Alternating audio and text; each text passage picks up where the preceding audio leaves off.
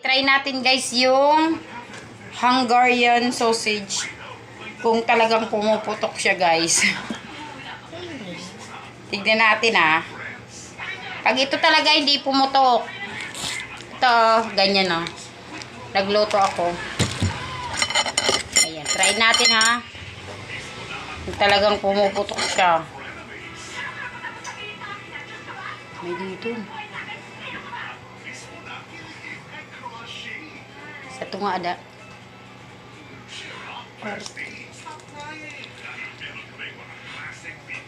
Wala naman pumutok.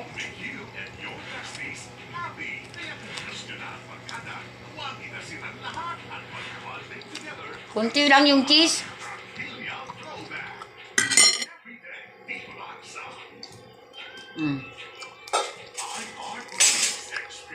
Try naman pala yung pumuputok. Hindi naman oh.